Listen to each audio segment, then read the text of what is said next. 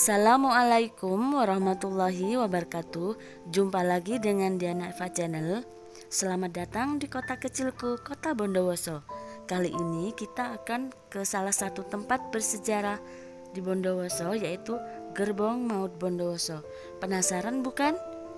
Jangan lupa like, komen, dan subscribe-nya ya.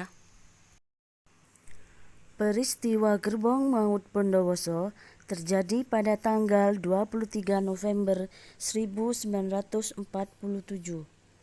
ketika 100 orang tawanan Indonesia yang akan diangkut dari stasiun kereta api Bondowoso menuju ke Wonokromo, Surabaya dengan 3 buah gerbong barang yang tertutup rapat. Peristiwa ini membuat beberapa puluhan orang tewas karena disekap di dalam sebuah gerbong kereta yang sangat tertutup.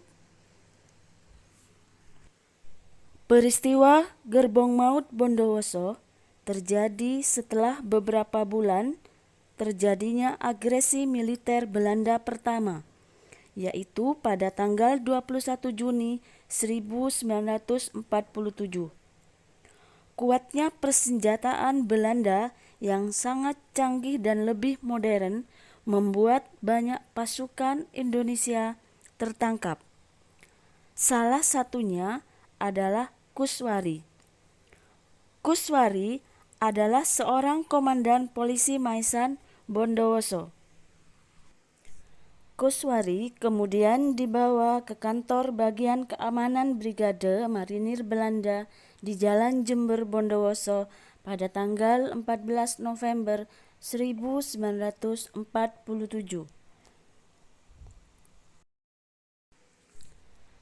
Pejuang Republik yang tertangkap Belanda mendapat siksaan yang sangat berat. Begitu pula juga dengan Kuswari. Selanjutnya, dia dibawa ke penjara Bondowoso dan selama seminggu dia mendekam di penjara yang ada di Bondowoso. Tawanan yang lain yang baru datang adalah Singgih. Beliau tertangkap pada 20 September 1947. Selain disiksa, Singgih juga disekap berhari-hari di dalam sebuah WC. Barulah kemudian beliau disatukan dengan tawanan lain yang ada di penjara Bondowoso. Belanda melakukan penangkapan secara besar-besaran terhadap rakyat yang dianggap melakukan perlawanan. Akibatnya, penjara di Bondowoso menjadi sangat penuh dan tidak lagi muat untuk menampung para tahanan tersebut. Belanda kemudian akan memindahkan para tawanan tersebut ke penjara yang ada di Surabaya. Alasan Belanda memindahkan para tawanan tersebut karena penjara di Bondowoso sudah tidak muat untuk menampung para tawanan yang ada. Selain itu, agar para tawanan tersebut tidak lagi melakukan kesalahan yang sama dan melarikan diri. Pada hari Minggu tanggal 23 November 1947, para tawanan dikeluarkan dari sel masing-masing dan berbaris 4-4 di halaman penjara Bondowoso. Pukul 5.30, para tawanan yang berjumlah 100 orang digiring ke stasiun Bondowoso. Para tawanan langsung diperintah untuk masuk ke gerbong tanpa diberi kesempatan untuk makan terlebih dahulu. Gerbong-gerbong yang dimasuki para tawanan berukuran kecil dan tertutup seng dengan rapat. Gerbong pertama berisi 24 orang, gerbong kedua berisi 36 orang, dan gerbong ketiga berisi sebanyak 40 orang. Gerbong pertama bernomor registrasi GR5769. Gerbong kedua bernomor registrasi GR4416. Dan gerbong yang ketiga bernomor registrasi GR10152. Pukul 7.30 kereta berangkat. Keadaan pada waktu itu masih sangat segar sehingga para tawanan dalam kondisi baik-baik saja.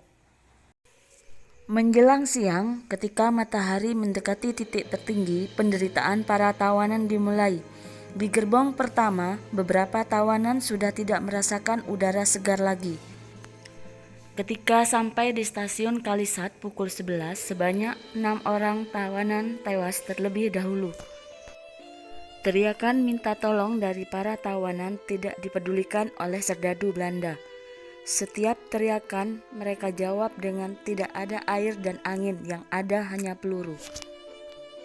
Ketika di stasiun Jember, jumlah tawanan yang tewas bertambah menjadi 12 orang karena kondisi gerbong yang dijemur di bawah matahari kurang lebih sekitar 3 jam.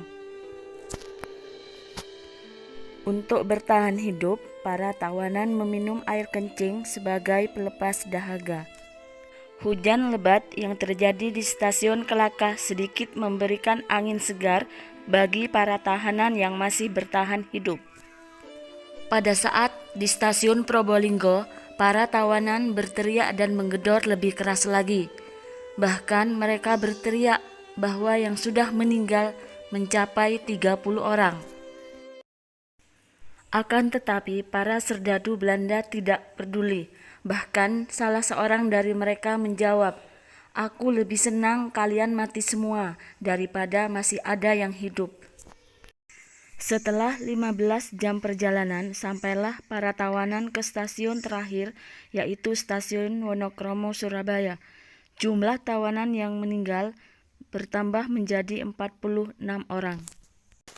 Untuk mengenang para tahanan yang meninggal dalam peristiwa Gerbong Maut, maka pemerintah Kabupaten Bondowoso kemudian mendirikan Monumen Gerbong Maut Bondowoso.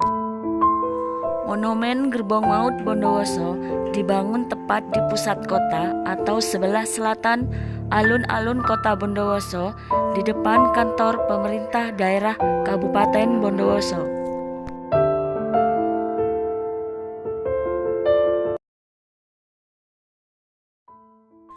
Demikianlah cerita pilu tragedi Monumen Gerbong Maut Bondowoso.